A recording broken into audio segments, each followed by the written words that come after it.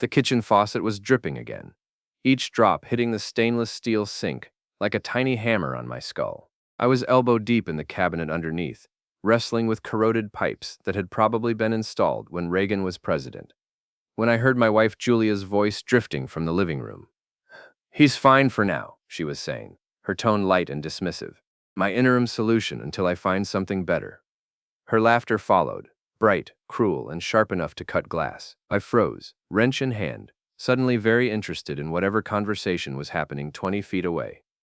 The pipes could wait. This couldn't. "I mean, he fixes things around the house and pays the bills," Julia continued, her voice carrying that particular brand of contempt she usually reserved for slow waiters and parking tickets. "But honestly, Sarah, I'm already shopping around. There's this guy Eric the First you've been talking to. Real estate, drives a Tesla, actually has ambition." My hands started shaking. Not from anger, not yet, but from the sudden, crystal-clear understanding that I'd been living a lie for God knows how long. "What about the girls?" came another voice. Sarah Martinez from down the street, probably.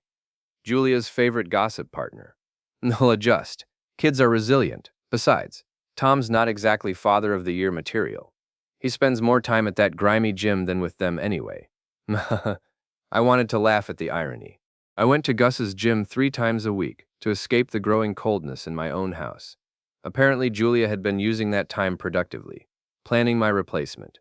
"And so when are you going to tell him?" Sarah asked. "When I'm ready. When Eric's divorce is final and I've got everything lined up. No point in rocking the boat until I've got somewhere better to land." The conversation moved on to other topics, some drama at Julia's law firm, weekend plans that apparently didn't include me. But I'd heard enough. I sat there in the dark under the sink, surrounded by rusty pipes and 20 years of accumulated grime, and felt something fundamental shift inside me. I'd always been the nice guy, the reliable one, the man who fixed leaky faucets at midnight and never complained when Julia worked late or when her credit card bills hit 4 figures for shoes I'd never see her wear. I'd been a placeholder, apparently, an interim solution. Well, maybe it was time to become a different kind of solution entirely. I finished fixing the faucet in silence, my movements precise and methodical. When Julia wandered into the kitchen an hour later, I was sitting at the table with a beer, scrolling through my phone. "Oh good, you fixed the drip," she said without looking at me, already rummaging through the refrigerator. "I've got an early meeting tomorrow, so I'll probably be gone before you wake up." "Meeting with Eric?" I asked casually. She froze for just a second, barely perceptible, but I caught it. "Eric? I don't know any Eric. It's with the Henderson account." "Right," I said, taking a long sip of my beer. "My mistake."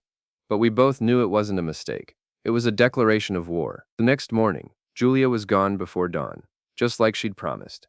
I made breakfast for our daughters, Erin, 13 and already showing signs of her mother's sharp tongue, and Hannah, 9 and still young enough to believe her parents' marriage was solid. "Where's Mom?" Hannah asked, poking at her scrambled eggs. "Early meeting," I replied, which was technically true. "She'll be home for dinner." Another technical truth. Julia would be home for dinner. She always was, because maintaining appearances mattered to her more than breathing. But I was beginning to understand that a lot of what I'd taken for granted about my wife's schedule might need closer examination. After dropping the girls at school, I did something I'd never done in 15 years of marriage.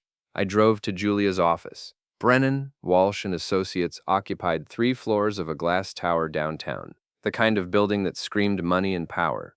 Julia was a partner there, specializing in corporate law, and she'd worked her way up from junior associate through a combination of brilliant legal work and ruthless office politics. I'd always been proud of her success, even when it meant she worked 60-hour weeks and came home too tired to talk to me or the kids. I wondered what else she'd been too tired for. I parked across the street and waited. I felt ridiculous, like a private investigator in a bad movie, but I needed to know.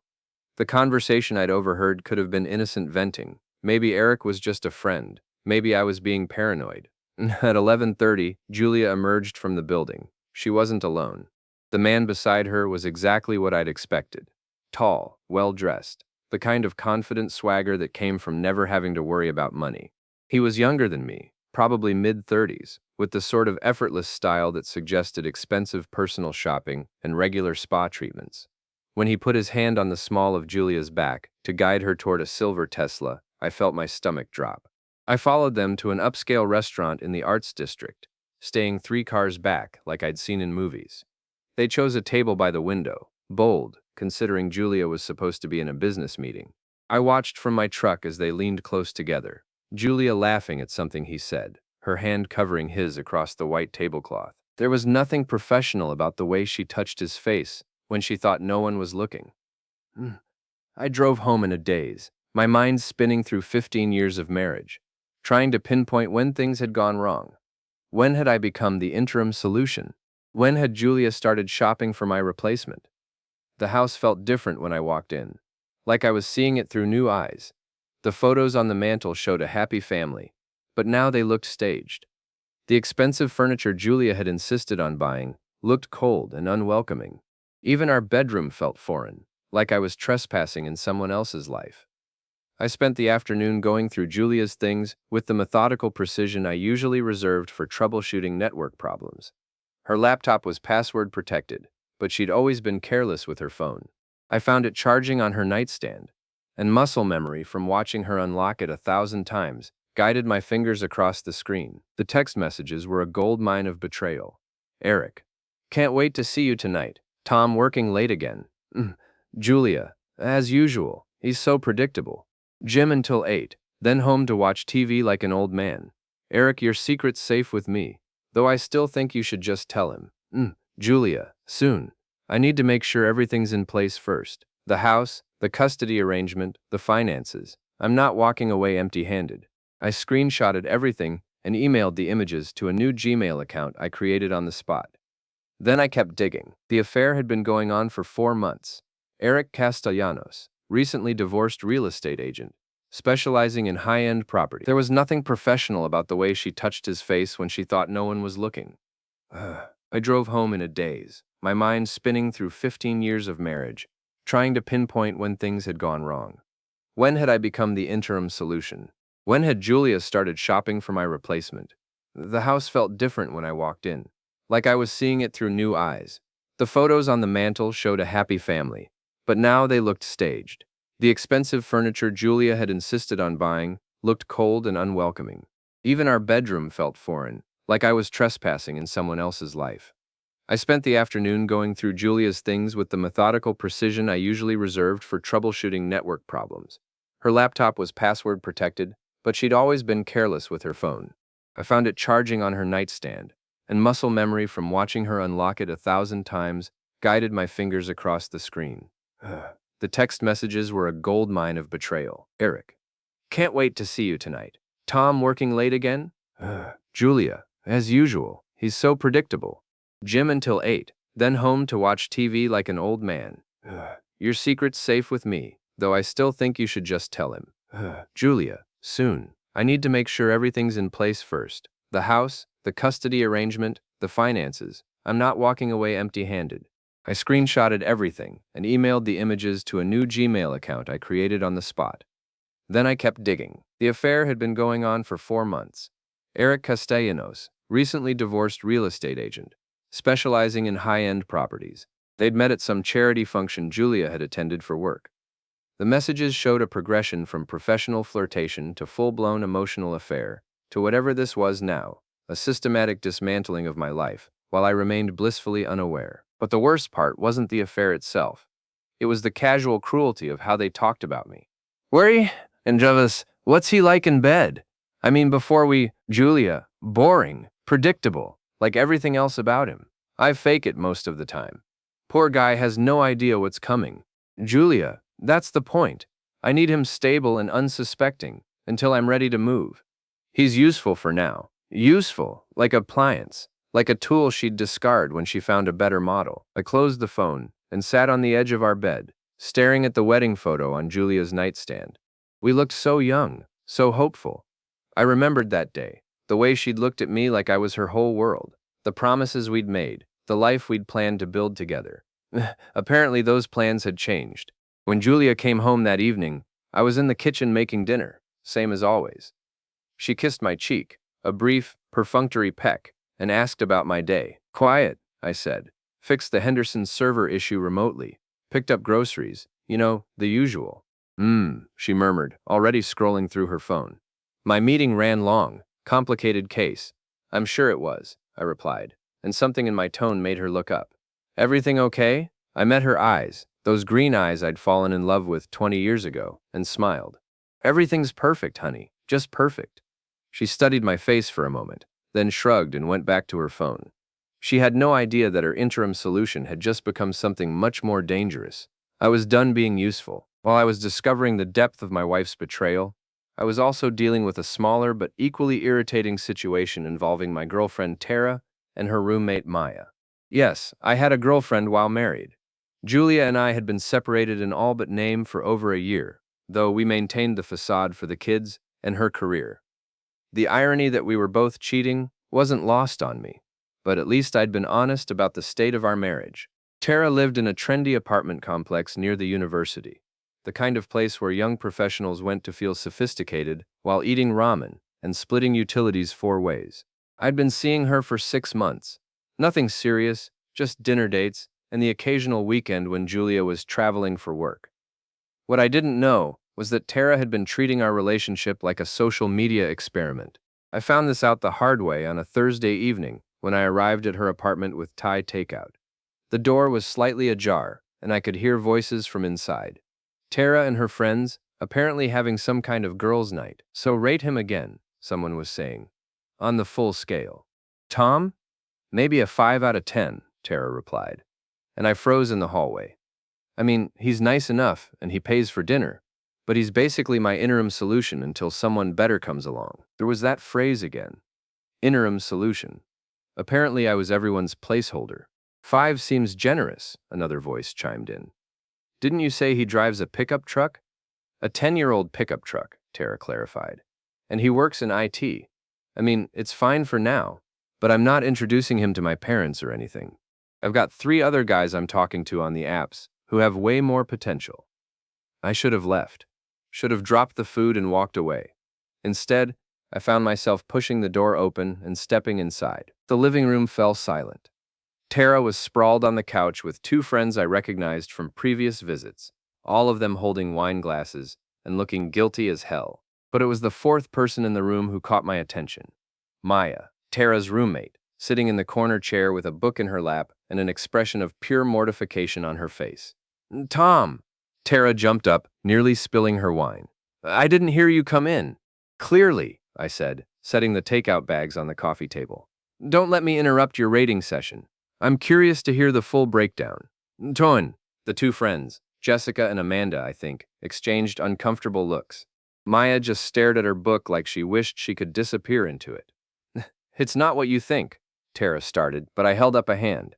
Actually, I think it's exactly what I think. 5 out of 10, interim solution, old truck, boring job. Did I miss anything? Tom, come on, we were just being honest, I finished. I appreciate that, really. It's refreshing to know where I stand. I looked around the room, taking in the uncomfortable silence, the half-empty wine bottles, the dating apps open on 2 different phones. These women were in their late 20s, educated, financially independent, and apparently spending their Thursday night ranking the men in their lives like they were reviewing restaurants on Yelp. You know what's funny? I continued, my voice conversational. I was actually starting to think this might be going somewhere. My mistake. Don't be like that, Tara said, moving closer. You're taking this way too seriously. We were just talking. Right, just talking, the way women do. I picked up the takeout bags. Well, enjoy your evening. And Tara? Good luck with those 3 other guys. I hope one of them rates higher than a 5. I turned to leave, but Maya's voice stopped me. Tom, wait. I looked back. She'd closed her book and was standing now, her dark eyes serious. For what it's worth, she said quietly, I would have rated you much higher. The room went dead silent. Tara's mouth fell open. Jessica and Amanda looked like they were watching a car accident. And I felt something shift in the air. A moment of genuine connection in a room full of shallow games. Thanks, I said. That actually means something. I left the Thai food and walked out, but Maya's words followed me. In a day full of discovering how little I meant to the women in my life, her simple kindness felt like a lifeline. I drove home thinking about ratings and interim solutions and the casual cruelty of people who treated relationships like shopping trips. Julia was planning to discard me for a newer model. Tara was keeping me around until something better came along. Everyone, it seemed, was just marking time with me until their real life started. Well, maybe it was time for my real life to start too. The next few weeks passed in a strange sort of suspended animation. I went through the motions of my normal routine: work, gym, family dinners, while quietly gathering intelligence and planning my next moves. Julia continued her affair with Eric, growing bolder and more careless. Tara texted me a few times, apologizing for the misunderstanding, but I ignored her messages. I had bigger problems to solve. The breakthrough came on a Tuesday evening at Gus's gym. I was working the heavy bag, trying to pound out my frustrations on leather and sand, when my phone buzzed with a text from an unknown number. "This is Maya, Tara's roommate. I got your number from her phone. Can we talk?" I stopped mid-punch and stared at the screen. Maya wanted to talk. The woman who'd defended me in a room full of people treating me like a commodity wanted to have a conversation. "Sure," I typed back. "When and where?" "There's a coffee shop called Grind on 5th Street. Tomorrow at 2? I'll be there." Gus noticed my distraction and wandered over, wiping his hands on a greasy towel. He was 65, built like a fire hydrant, and had the kind of blunt wisdom that came from 40 years of listening to people's problems while they beat the hell out of punching bags. "You look like a man with woman troubles," he observed. "Multiple woman troubles," I corrected. "Ah, the wife and the girlfriend. Classic mistake. It's more complicated than that. It always is." Gus sat down on a nearby bench, settling in for what he clearly expected to be a long conversation. "Let me guess. Wife's cheating, girlfriend's using you, and you're stuck in the middle wondering how you became such a chump." I stared at him. "Are you psychic?" "Nah, just old. Seen this story 100 times. Question is, what are you gonna do about it?" "I'm working on that." "Good, because taking it lying down ain't gonna solve nothing. Sometimes a man's gotta remind the world that he's not to be messed with." "What are you suggesting?" Gus grinned, showing teeth that had seen better decades. "I'm suggesting you stop being so damn nice all the time. Nice guys finish last because they let people walk all over them. Maybe it's time to be something else." "Like what?" "Like the guy who fights back." I left the gym with Gus's words echoing in my head. The guy who fights back. I'd spent so many years being the reliable one, the steady one, the safe choice. Maybe it was time to be dangerous instead. The next day, I met Maya at Grind, a hipster coffee shop that served $12 lattes and attracted the kind of crowd that discussed artisanal cheese with religious fervor. Maya was already there when I arrived, sitting in a corner booth with a simple black coffee and a nervous expression. She was beautiful in a way that didn't announce itself.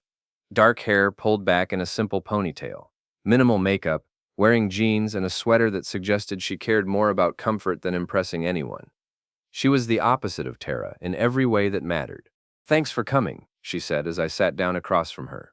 "Thanks for texting. I wasn't sure I'd hear from anyone in that apartment again." About that night, Maya looked down at her coffee cup. "I want you to know that I tried to stop them. The rating thing, the whole conversation. It was cruel and stupid, and you didn't deserve it. But it was honest. That's worth something. Honest doesn't mean it wasn't wrong." She looked up, meeting my eyes. "Tara's been talking about you like you're some kind of placeholder for months. Like you're just there to pay for dinner and fill time until someone more exciting comes along. It's been driving me crazy." "Why?" "Because you're not a placeholder. You're funny and kind, and you actually listen when people talk. You remember things. You bring food when you visit. You're—" She paused, searching for words. "You're the kind of man most women spend their whole lives looking for, and Tara treats you like you're invisible." Something warm spread through my chest. After weeks of discovering how little I meant to the women in my life, Maya's words felt like sunshine after a long winter. "Can I ask you something?" I said. "Sure." "That night, when you said you would have rated me higher, what did you mean?" Maya blushed, a soft pink that made her look even prettier. "I meant that if we're reducing people to numbers, which is horrible, by the way, you'd be a 10, easy." "A 10? A 10, she confirmed. "And before you ask, I'm not just being nice. I've been watching you for months, Tom. The way you treat Tara even when she doesn't deserve it. The way you talk about your daughters. The way you tip servers and hold doors and remember people's names. You're a good man. A really good man." I felt something crack inside my chest, not breaking but opening, like a door I'd kept locked for years, suddenly swinging wide. Maya, I said carefully, are you asking me out? She laughed, a sound like silver bells. Maybe. Is that crazy? Dating my roommate's ex-boyfriend? Probably, but I've had enough of doing the sensible thing. So is that a yes? I reached across the table and took her hand. Her fingers were warm and soft, and when she didn't pull away, I felt like I'd won something important. That's definitely a yes. We talked for 2 hours, about everything and nothing. Maya was a graphic designer, working freelance while building her own client base. She'd moved in with Tara 6 months ago, when her previous roommate moved to Portland, and she'd been planning to find somewhere else ever since. She was smart and funny, and refreshingly honest about her own flaws and ambitions. When we finally left the coffee shop, I felt lighter than I had in months, maybe even years. There's just one thing, Maya said, as we stood on the sidewalk outside Grind. What's that? Tara's going to lose her mind when she finds out about this. I thought about my wife planning to leave me for a real estate agent, about months of being treated like a temporary convenience, about the casual cruelty of people who saw other human beings as placeholders and interim solutions. Good, I said. Let her. Dating Maya while my marriage imploded turned out to be the best decision I'd made in years.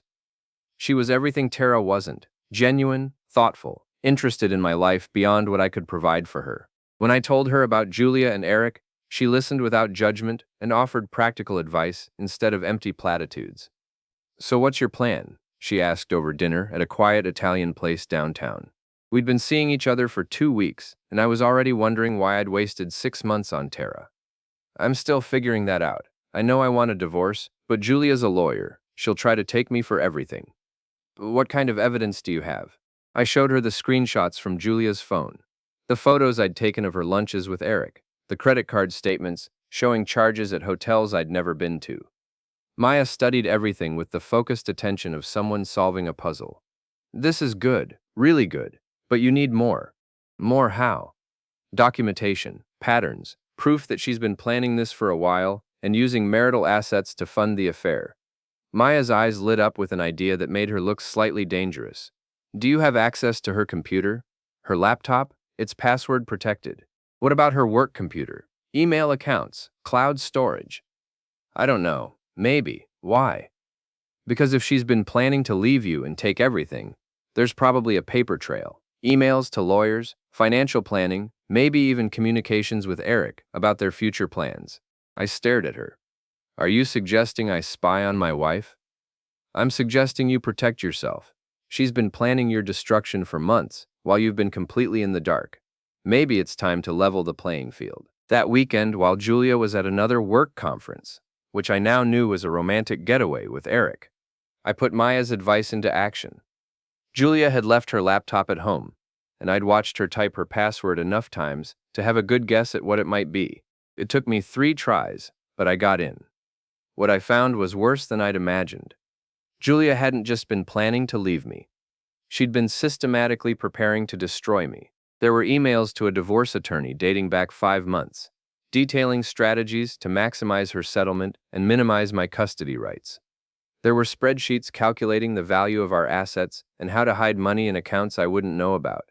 There were even draft documents claiming I was an unfit father due to my drinking problem, a complete fabrication based on the fact that I occasionally had a beer while watching TV. But the worst discovery was a folder labeled insurance policy. Inside were photos, clearly staged, showing me in compromising positions that could be misinterpreted. A picture of me talking to Hannah's teenage babysitter that was cropped to look inappropriate. A photo of me at the gym that made it appear I was taking steroids. Even a doctored image that made it look like I was gambling online. Julia wasn't just planning to leave me. She was planning to frame me. I copied everything to a secure drive and sent duplicates to the email account I'd created. Then I called Maya. You need to see this, I said when she answered. What did you find? Everything. She's not just cheating, she's trying to destroy my entire life. Maya came over within an hour, and we spent the evening going through Julia's files. With each new discovery, Maya's expression grew more serious. Tom, she said finally, this isn't just a divorce. This is character assassination. If she follows through with even half of this, you'll lose your kids, your house, maybe even your job. I know. So what are you going to do? Huh. I looked at the evidence spread across my kitchen table. Months of careful planning to ruin an innocent man's life.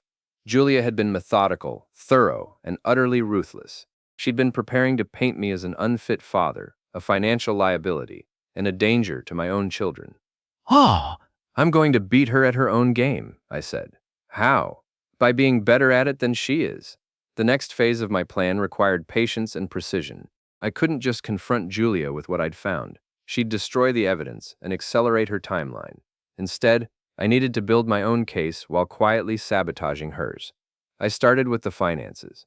Julia had been moving money to accounts I didn't know about, but she'd made one crucial mistake. She'd been using our joint credit card to pay the fees. I documented every transaction, traced every account, and quietly moved half of our legitimate assets to a new bank she couldn't access. Next, I dealt with her character assassination campaign. For every fake photo she'd created, I found the original and documented the manipulation. For every false claim in her emails, I gathered evidence to disprove it. I even installed a small recording device in our kitchen, legal in our state as long as one party consented, which I did. The recordings were a goldmine. Julia's phone calls with her lawyer, her conversations with Eric about their future plans, even her casual discussions with friends about how she was going to take Tom for everything he's worth. no. But the most damaging evidence came from an unexpected source. I was reviewing Julia's emails when I found a thread between her and Eric that made my blood run cold. Eric, are you sure about the custody thing? Those are some serious accusations. Julia, it's the only way to guarantee I get the girls. Tom's a good father, but the court doesn't know that. All they'll see is the evidence I present. What if he fights back? Julia. He won't. He's too nice, too trusting. By the time he realizes what's happening, it'll be too late. And after the divorce, we'll have everything we need. The house, the money, the kids. Tom will be lucky to get supervised visitation. Eric, I have to admit, I feel a little bad for the guy. Don't. He's served his purpose. Now it's time for both of us to move on to better things. I read that exchange 3 times, feeling my anger crystallize into something cold and sharp. Julia wasn't just leaving me, she was planning to steal my children based on lies. She was going to destroy my relationship with Aaron and Hannah to make her new life more convenient. That's when I stopped feeling guilty about what I was planning to do to her. The confrontation came sooner than I'd expected. I was in my home office on a Saturday morning, organizing the evidence I'd gathered, when Julia walked in without knocking. She looked agitated, her usually perfect appearance slightly disheveled. "We need to talk," she said, closing the door behind her. "About what?" "About us, about our marriage, about the future." I leaned back in my chair, studying her face. "I'm listening."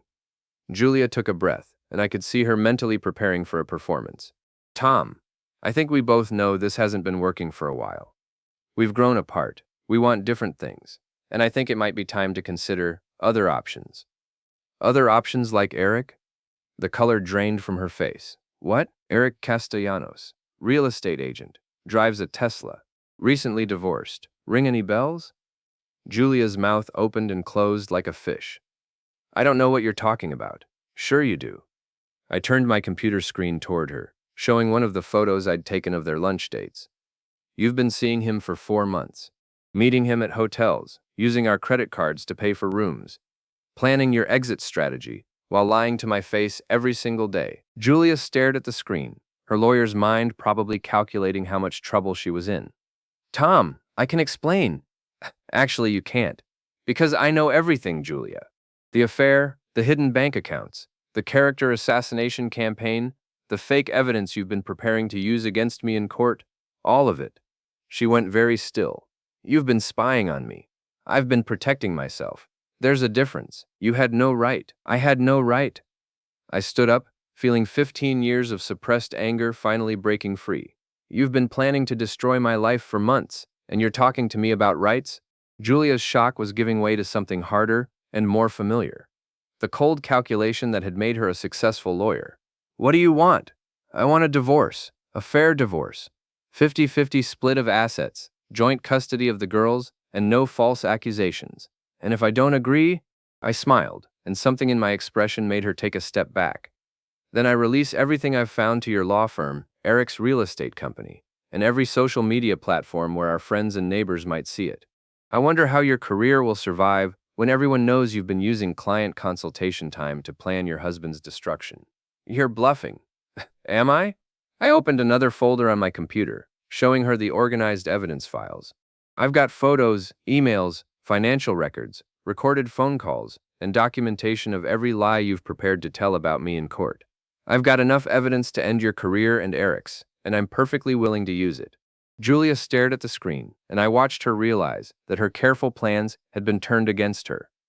Tom, please, we can work this out. We don't have to destroy each other. You're right, we don't. But that's entirely up to you. She was quiet for a long moment, and I could almost see the wheels turning in her head as she calculated her options. What about the girls? She asked finally. What about them? They deserve to know both their parents, and they deserve better than having their father painted as a monster because their mother wanted a more convenient custody arrangement. Julia flinched. She'd forgotten that I'd seen those emails too. So here's how this is going to work, I continued. You're going to fire your divorce attorney, and we're going to handle this through mediation. Fair split, joint custody, and both of us committed to putting our daughters first. You can have your new life with Eric, but you're not going to build it on the ruins of mine. And if I agree to this, then everything I've found stays private.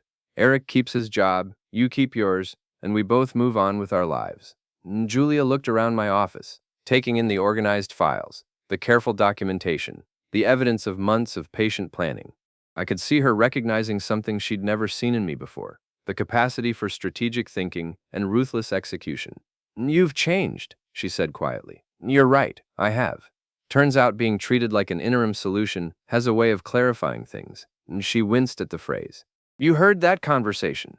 I heard a lot of conversations. Funny thing about treating someone like furniture?